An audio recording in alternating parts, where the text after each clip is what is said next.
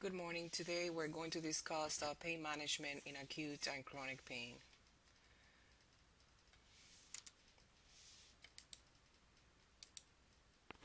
So we're going to do an overview of pain concepts and pathophysiology of pain, how the pain is experienced.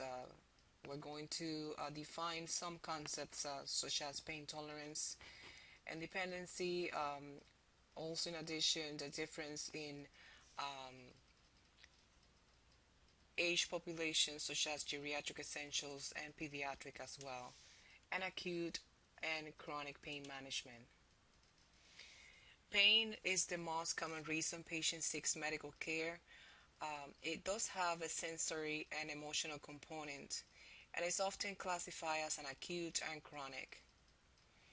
The International Association of the Study of Pain defines pain as an unpleasant sensory and emotional experience associated with actual or potential tissue damage.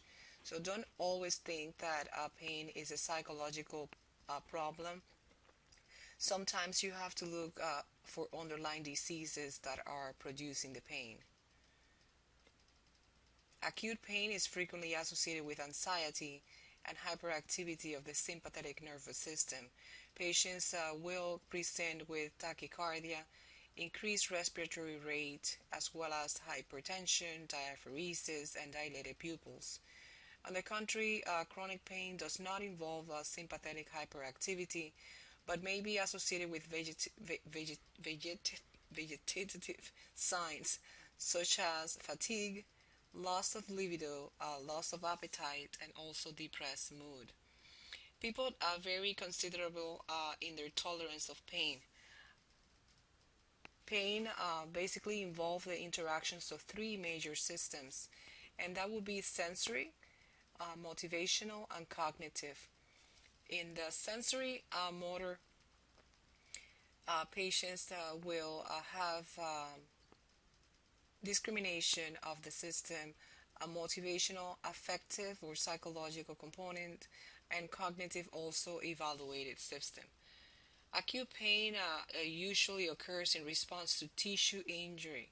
So always look for an underlying disease process, and that results from activation of the peripheral pain receptors, and their specific receptors are A, delta, and C sensory nerve fibers. And those, as you would see in the classification of pain, will be the nociceptors pain. On the contrary, chronic pain is related to ongoing tissue injury. It's presumed that it's caused by persistent activation of these fibers, the delta and the C sensory fibers. However, the severity of the tissue injury does not always predict the severity of chronic or acute pain. Chronic pain may also result from ongoing damage to or dysfunction of the peripheral and central nervous system. Pain threshold and pain tolerance concepts. Basically, the point at which that stimulus is experienced as pain is pain threshold. And of course, it does differ from person to person. On the contrary, pain tolerance is the duration of time or the intensity of pain that a person will endure before taking over action to relieve the pain. It decreases with repeated exposure to pain, and it is decreased by fatigue, anger, fear, and sleep deprivation. Now let's talk a little bit about pathophysiology of pain. Psychological factors modulate pain intensity to a highly variable degree. So thoughts and emotions have an important role in the perception of pain. Many patients who have chronic pain also have psychological distress, especially depression and anxiety. Because certain syndromes characterized as psychiatric disorder, such as somatic symptoms disorders, these are the patients that are depressed and basically manifest the pain or the depression through body symptoms. Patients report pain. Patients could also have poorly explained pain, and often they mischaracterize as having a psychiatric disorder. Pain impairs multiple cognitive domains, including attention, memory, concentration, and content thought, possibly by demanding cognitive resources. Many pain syndromes are multifactorial. For example, chronic low back pain and most cancer pain syndromes have a prominent nociceptive component, but they also may involve neuropathic pain due to nerve damage. There is a different way of transmission and modulation. We're going to discuss the afferent pathway and efferent pathway, and also how tissue injury results in the activation of the inflammatory cascade that we discussed at the beginning of pathophysiology, and the production of arachidonic acid, cyclooxygenase, and this enzyme is very important because it produces prostaglandin, and prostaglandin leads to stimulation of nociceptors. And you would see that the majority of non-steroidal anti-inflammatory drugs, and also including aspirin, will inhibit the cyclooxygenase. There's also neuropeptides associated with local pain and inflammation, and you would see that in the pathophysiology of chronic pain, norepinephrine and serotonin also modulate pain in the medulla and the pons. That's the reason why we use tricyclic acid and also serotonin receptors inhibitors, reuptake inhibitors for depression in the management of chronic pain. Pain fiber enter the spinal cord at the dorsal root ganglia and synapse in the dorsal horn. From here, fiber crosses to the other side and travel up the lateral column of the thalamus and then to the cerebral cortex. Repetitive stimulation from a prolonged painful condition can sensitize neurons in the dorsal horn of the spinal cord so that a lesser peripheral stimuli causes pain. Peripheral nerves and nerve at other levels of the central nervous system may also be sensitized, producing long-term synapses, changes in cortical receptive field. That is due to remodeling that maintains exaggerated pain perception. The pain signal is modulated at multiple points in segmental ascending and descending pathways by neurochemical mediators, and that include endorphins, enkephalins, monoamines such as serotonin and norepinephrine. These substances are vasoactive peptides and not only includes the one that we just mentioned, but also includes calcitonin, neuroquinin, substance P, prostaglandin E, as well as epinephrine and serotonin. These mediators interact in poorly understood ways to increase, sustain, shorten, or reduces the perception and response to pain. They mediate the potential benefit of the central nervous system. The drugs that we will study today, such as the opioids, the antidepressants, the anticonvulsants, and also the membrane stabilizers. Those interact with specific receptors and neurochemical in the treatment of chronic pain. Psychological factors are important modulators. They not only affect how patients speak about pain. For example, patients could be irritable or complaining in a certain way, or how they behave in response to the pain, such as grimacing. But they also generate a neural output that modulates neurotransmission along pathway. Psychological reactions to protracted pain interacts with other central nervous system factors to induce long-term changes in pain perception. So the endorphins that we just discussed, they attach to the opioid receptors in the spinal cord. They inhibit the release of these neuropeptides that produces pain. They are opioid agonists that are exogenous and opioid receptors in the hypothalamus. And also there are certain activities that increases circulating endorphins. Now, how pediatric pain is manifested?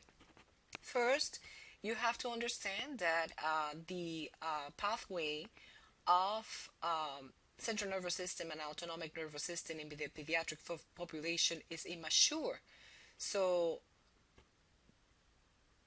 nociceptors basically are functional by 24 weeks of gestation. Endogenous opioids are released in the human fetus at birth and also in response to fetal and neonatal distress. How do children verbalize this pain? By crying, by whimpering, by whining, by social withdrawal, by changes in sleep pattern, facial expression, body posture, or also by having poor feeding. Physiological indicator factors of pain are very, very similar to the adult, and that would be tachycardia. They would have alterations of oxygen saturation. They could come in with either respiratory alkalosis or hypoxemia. And also the patterns of respirations would be altered, but they're not sensitive or specific as the adult. Chronic pain is rarely associated with sympathetic arousal. Early pain stimuli and experiences are remembered by the child, the same as the adult. Infants and children need to have adequate pain control, the same as the adult as well. It's actually said that it's very unethical not to treat pain appropriately. Geriatric essentials in the elderly, the most common cause of pains are musculoskeletal disorders. However, pain is often chronic and multifactorial, and the causes may not be clear.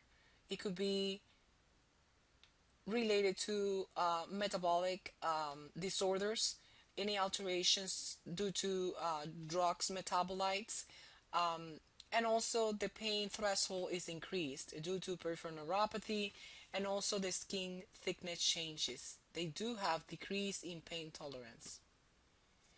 Chronic pain is a significant problem in the adult. They is associated most likely, as I said, due to musculoskeletal disorder. They have joints pain and neuralgias. And also sometimes the elderly do not expresses the pain because they see the pain as part of getting old. There are many pain assessment scale that you could use for your physical assessment, and that includes not only the pain scale but also the dementia scale. Now let's talk about the difference between acute pain and chronic pain.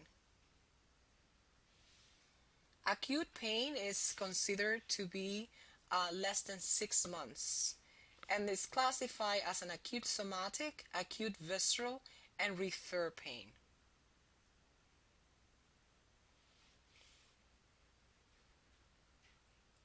Classifying pain is very helpful to guide assessment and treatment.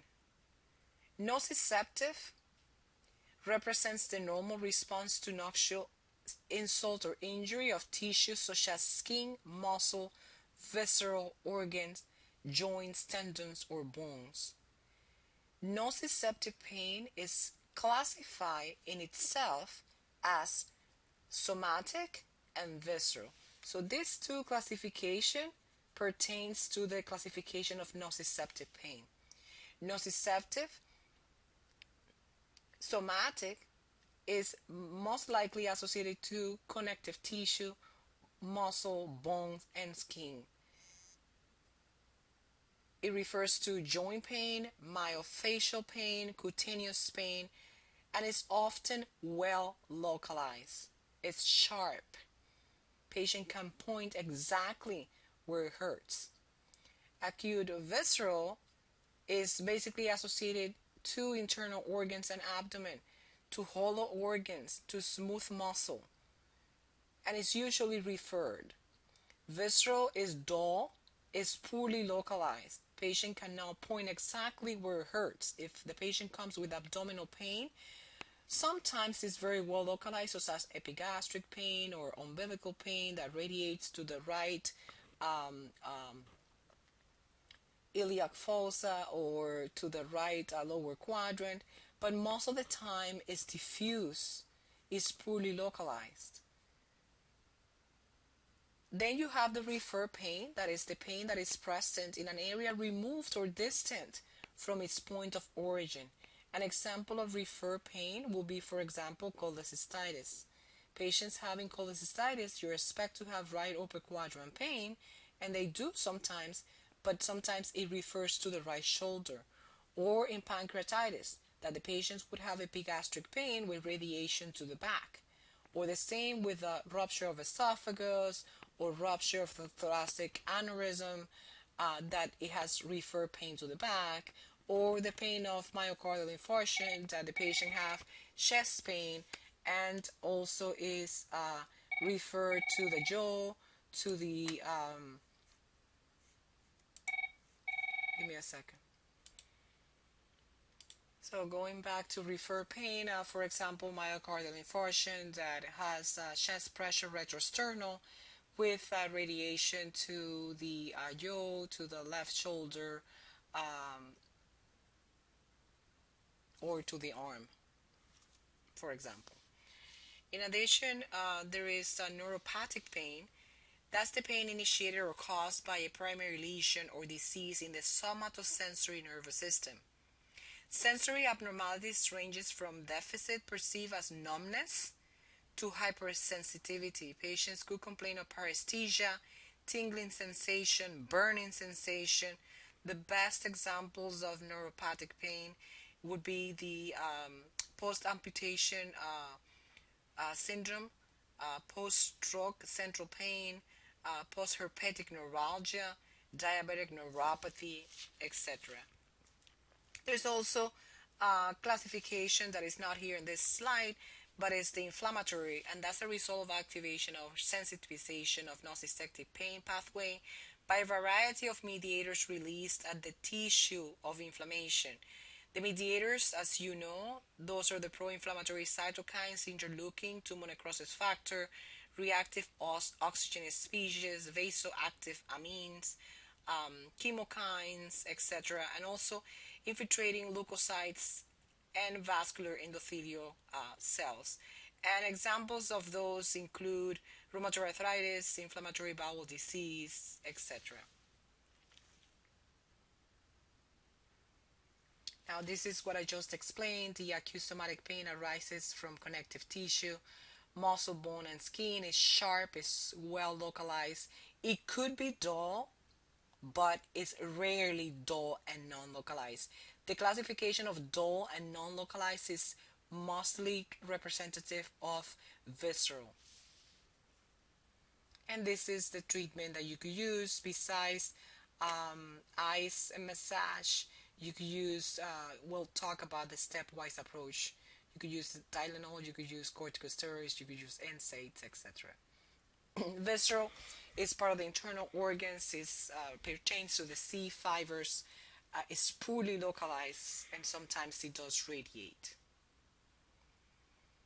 Drugs that you could use for acute pain, there is a stepwise approach for pain. And if you read your book, you go from mild, moderate, and severe pain. For mild pain, usually you start with Tylenol or NSAIDs.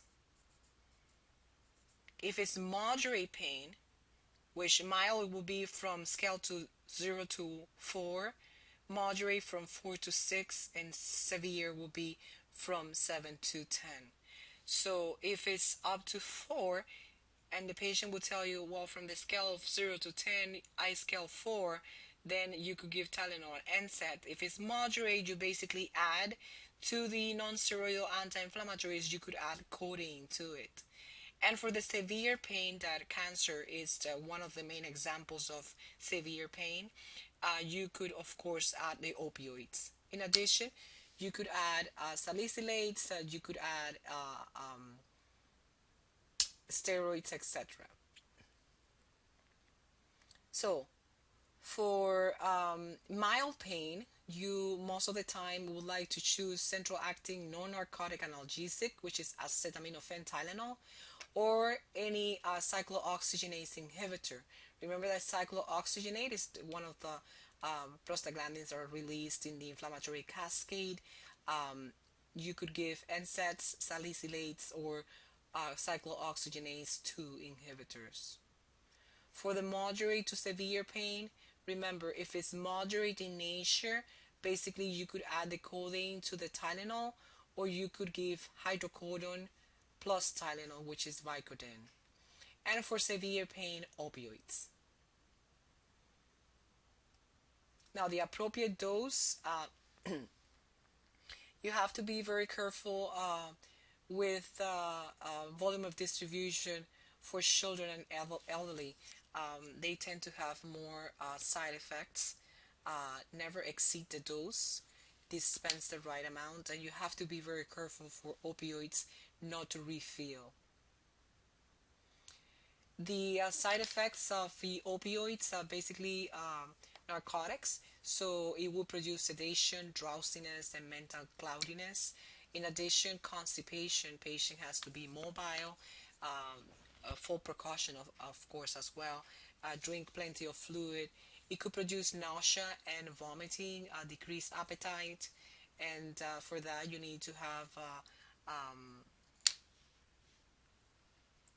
Sofran as an antiemetic or Reglan.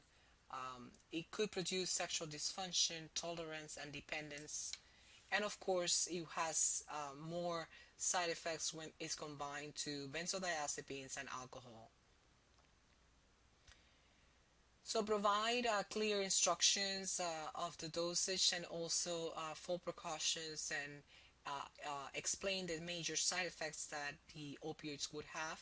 In addition, not only the opioids, non-steroidal anti-inflammatory mediators in the elderly population, for example, high risk for renal diseases. So you have to have that in mind and avoid abuse. Assess if the pain medication is effective. Try to start tapering down until discontinue. So now, one by one, Tylenol is the safest, even though you could have Tylenol toxicity and have liver failure. So that's the reason why you could never exceed the dose. Is 4 to 6 times per day, not to exceed 2 grams in 24 hours. It's basically used for mild pain, even though here it says moderate. In the scale of 0 to 4, Tylenol will be one of the best choices, followed by NSAIDs. It is safer than NSAIDs for most of the population, even more in elderly population, that they do have glomerular filtration rate already decreased, and NSAIDs could increase the potential for renal failure. The dosage for mild pain will be 325 to 650 every 4 to 6 hours, and for moderate pain 500 to 1000 every 4 to 6 hours, and you have the dosage there for pediatric population. Never exceed. It could potentially produce not only liver damage when overdose, but also renal damage. Avoid alcohol, avoid benzodiazepines. If it's not effective, then you could go a step higher. So step higher would not be opioids. Step higher will be the second step, which is adding codeine or hydrocodone to Tylenol. In addition, you could use cyclooxygenase inhibitors, and the non-steroidal anti-inflammatories that are in these classifications are ibuprofen, naproxen, and ketorolac or toradol. In addition, you could use salicylates, that all of them have the same mechanism of action, inhibition of prostaglandin synthesis. Cyclooxygenase 2, that is more protective to the gastric, avoiding peptic ulcer disease, is Salicylates Celebrex. So the mechanism of action, as I said, inhibits prostaglandin formation. It is not only used for pain. Anti-inflammatories are antipyretics, they're analgesics, they're antiplatelet aggregates as well. So you could use aspirin, you could use NSAIDs for a fever, for pain, for inflammation, and also antiplatelets. They should be avoiding pregnancy at all costs. So for pregnancy population, use Tylenol is the first choice. For elderly, if it's a mild pain, I prefer, and also the guidelines prefer, Tylenol, not NSAIDs, because of the renal dysfunction. Ibuprofen and naproxens, they work very well in acute pain. They're short acting. They're also available over the counter. The dosage over the counter is 200, but you could increase dose up to 800 milligrams q 6 to 8 hours. Maximum dose is 3 grams per day, and you have the dosage for children as well, same as naproxen. Major side effects besides GI upset, and that's the reason why you would use cyclooxygenase 2 or COX-2 inhibitors such as Celebrex, because of GI upset, dyspepsia, and also GI bleed. So the COX-2 will protect the lining of the stomach better than the COX-1. But they do potentially produce fluid retention and edema, and as well as renal damage. And if there is the autoregulation is impaired, patients would have potential for hypertension. Interactions, as I said, alcohol, avoid benzodiazepines. If you're already taking antiplatelets and anticoagulants, it's not that it's contraindicated, but you have to be very careful because NSAIDs are already antiplatelet aggregates, so patients would have more potential for bleeding. If it's not affected, of course, once you pass Tylenol and NSAIDs, you have to go a step higher. And the stepwise approach says that if the medications for mild pain do not relieve the pain, then you have to go to addition to codeine or hydrocodone. Salicylates, which is the aspirin, it has exactly the same mechanism of action of NSAIDs. They inhibit prostaglandin formation and has the same properties for fever, for pain, for inflammation, and for antiplatelets. Also avoid them in pregnancy. Tylenol for pregnant children, Tylenol, as well as avoid in patients, elderly, and also if they already have renal dysfunction. Major side effects, GI upset. They could produce GI bleed, they could produce renal impairment, and also salicylate toxicity is major symptoms are produced by tinnitus. Drug interactions, the same as NSAIDs, avoid alcohol, avoid benzodiazepines, avoid anticoagulants and antiplatelets. It's not that it's completely contraindicated, but increases the risk for bleeding.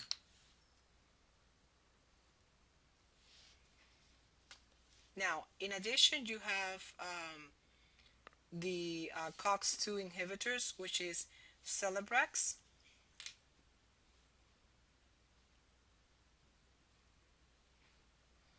They are having the same mechanism of action.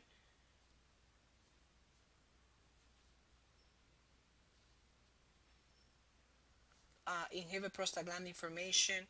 They are for pain, inflammation. Now, major caution for COX-2 inhibitors, exactly the same as NSAID. They could produce fluid retention, renal failure, heart failure, and hypertension. So let's discuss a little bit about salicylate toxicity and the major signs and symptoms. Patients not only would have tinnitus, which mainly characterized symptoms for salicylate toxicity, but in addition they would have GI disorders such as nausea, vomiting, diaphoresis. Remember that salicylate is an acid, so patients would have metabolic acidosis associated with salicylate toxicity, and they would compensate having hyperventilation or respiratory alkalosis.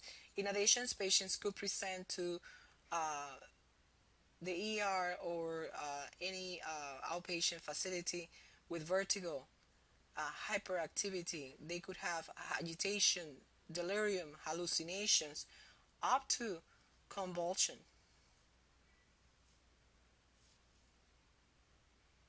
Basically, it's to remove the agent that is producing this metabolic imbalance, correct the acid-base imbalance, increase oxygen consumption, increase oxygen supply, correct fluid and electrolyte imbalance, look for signs of liver failure, such as elevated liver enzymes, ammonia level being high. Um, Assess also platelet dysfunctions. Patients could have thrombocytopenia. They could have even up to rhabdomyolysis. And this is mostly in patients that are elderly, the pediatric population, etc. So they could have again pulmonary symptoms such as hyperventilation, severe dyspnea, apnea, fever, auditory such as decreased hearing and tinnitus, cardiovascular such as tachycardia, hypotension, um, EKG abnormalities, neurological they could come with CNS depression, blurred vision, seizures, and gastrointestinal they could have nausea, vomiting, epigastric pain, even GI bleed and hepatitis. Patients could come with acute renal failure. In hematological thrombocytopenia, dermatological patients could have rash associated, electrolyte imbalance, dehydration, metabolic acidosis, and hypokalemia.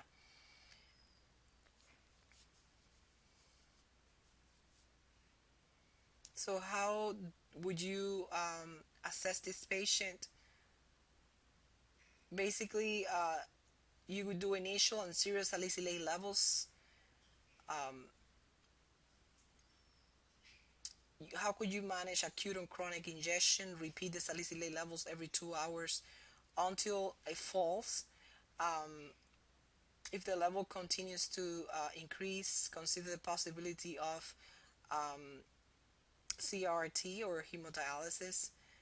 The therapeutic range is 15 to 30 milligrams per deciliter, but patients sometimes are symptomatic already within those levels. It doesn't need to exceed 100 to have signs and symptoms of poisoning.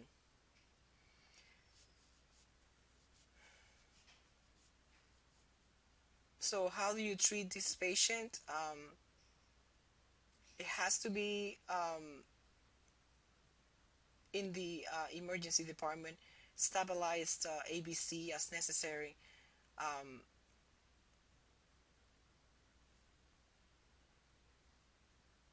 Gastric lavage really depends on the patient conscious status. If the patient is obtunded or lethargic, you will never attempt gastric lavage or charcoal. So basically IV fluids and correct the underlying condition and complications. Same side effects for COX-2 inhibitors. Patients would have GI upset, abdominal pain, and GI bleed, edema, and of course, due to this, hypertension, CHF, renal impairment.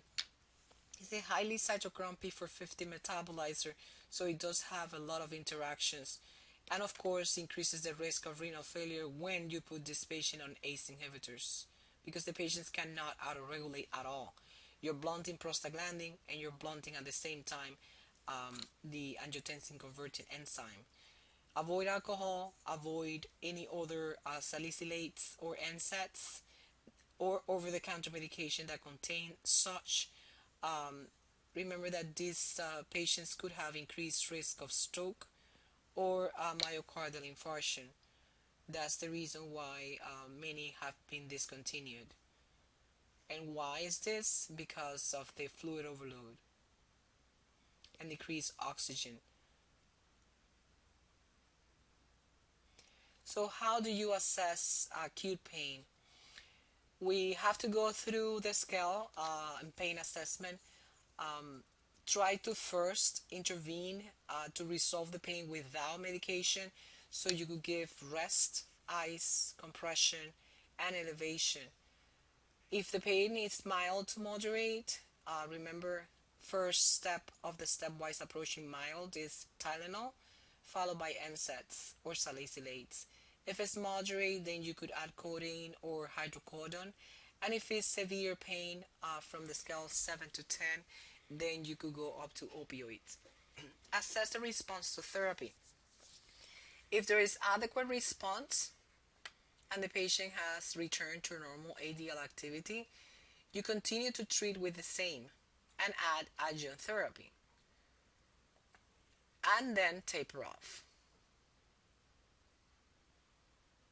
If there is adequate to pain relief but intolerable side effects, treat the side effects, treat the constipation with fluid, mobilize the patient, full precaution. And if the pain is adequate relief, then taper off. If it's inadequate relief, then try to look for underlying conditions. Maybe there's a new pain cause. Return to pain assessment. It may require to go a step higher. If it's mild, go to moderate. If it's moderate, go to severe. And if the pain is unrelieved, maybe we're dealing with chronic pain and you should follow the chronic pain algorithm that now you would have to add SSRIs or tricyclic acid or maybe steroids. Now, what is chronic pain? Chronic pain is basically defined as lasting more than 3 to 6 months.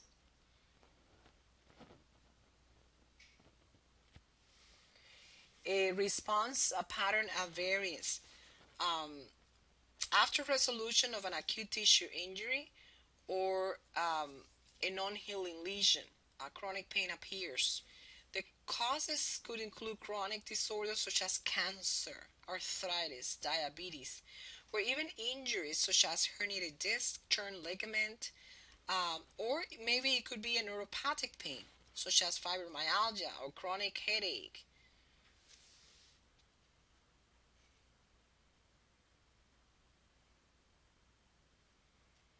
Central examples of chronic pain basically is a CNS lesion or dysfunction. It could be related to migraine.